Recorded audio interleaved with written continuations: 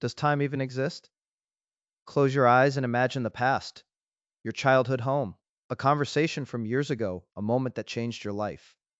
Now imagine the future. Where will you be in 10 years?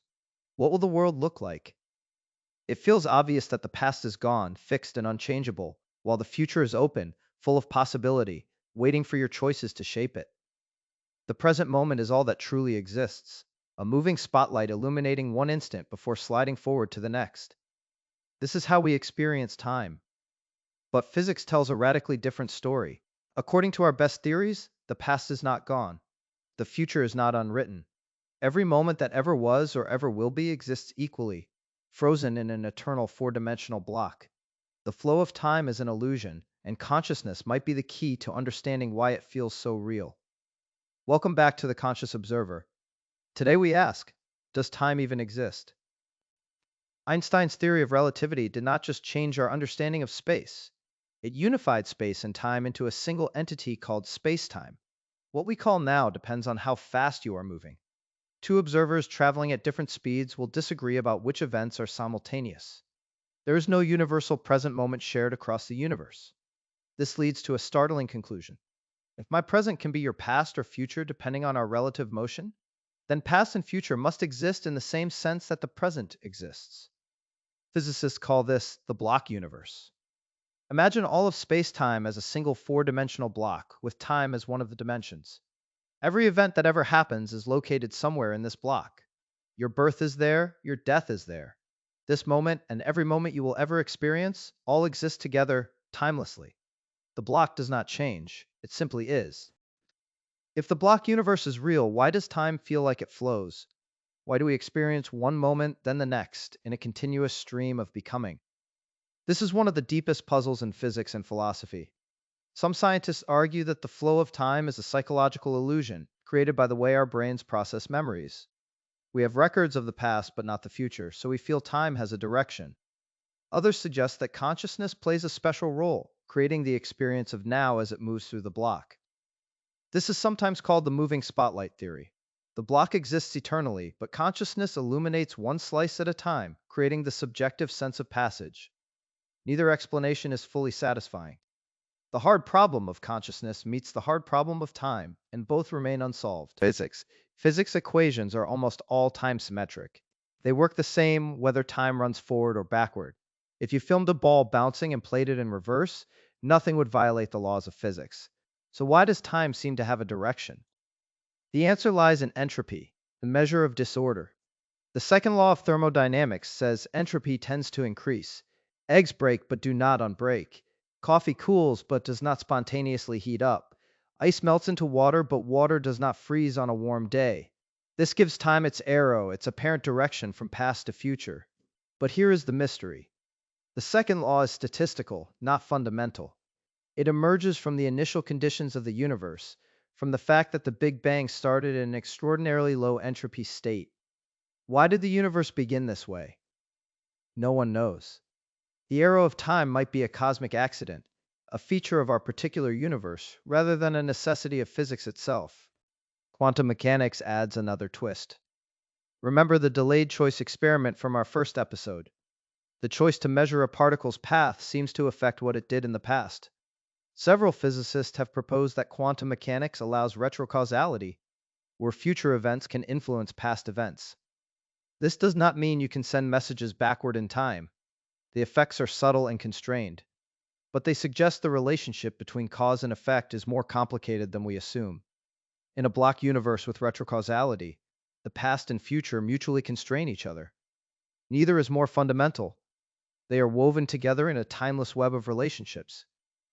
This view fits naturally with the participatory universe we discussed earlier. The observer does not just collapse the present, they participate in shaping the past as well. The block universe raises uncomfortable questions about free will. If the future already exists, are your choices already made? Are you just discovering what was always going to happen, like reading a book that has already been written? This is the problem of determinism. In a deterministic universe, every event follows inevitably from prior causes.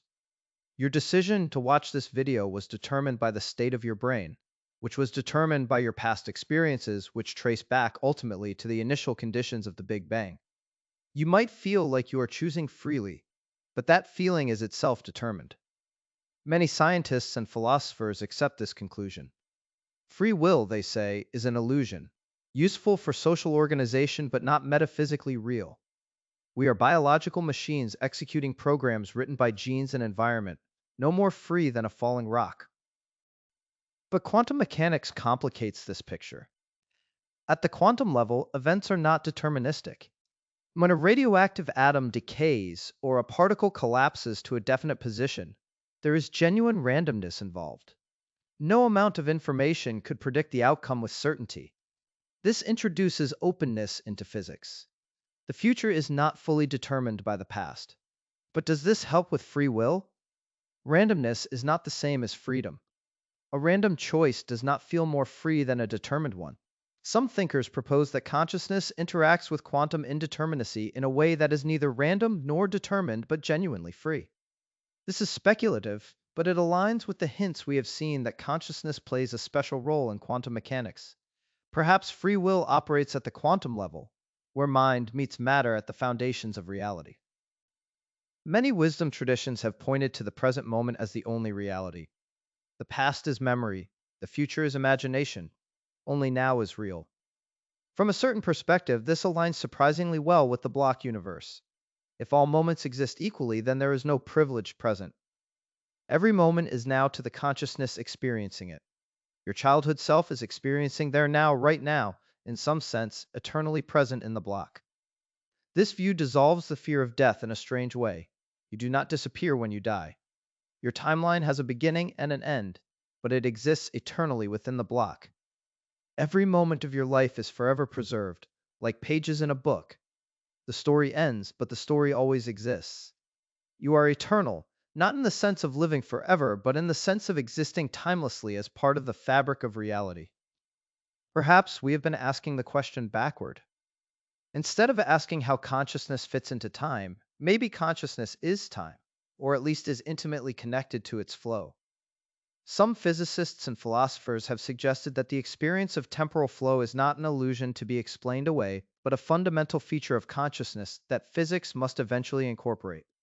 Time as we experience it, with its open future and fixed past, might be how reality looks from the inside, while the block universe is how it looks from the outside. Both perspectives could be true, like wave and particle in quantum mechanics. This dual aspect view suggests that mind and matter, time and eternity, are complementary aspects of a single deeper reality that transcends both. We are not yet able to articulate what this deeper reality is, but the fact that physics keeps pointing toward consciousness, and consciousness keeps pointing toward time, suggests they are pieces of the same puzzle. So does time exist? Yes and no. The time of physics, measured by clocks, described by equations, seems to be a dimension of a static block. The time of experience, flowing and alive, seems essential to consciousness. How these two relate remains one of the greatest mysteries. What we can say is this: you exist in a universe far stranger than it appears. The past may not be as fixed as you think. The future may not be as open. Your consciousness, whatever it is, sits at the center of these mysteries, experiencing a flow of time that physics cannot explain. You are a pattern of matter and meaning, woven into the fabric of space-time, asking questions that the universe seems to have embedded within itself. What does it mean that reality contains beings who wonder about reality? We do not know, but the question matters. In future episodes, we will explore more dimensions of this mystery: the nature of space, the possibility of other minds, the meaning of existence itself. Thank you for joining me on this journey. Remember, every moment of your life exists eternally. Make them worth preserving. Keep observing.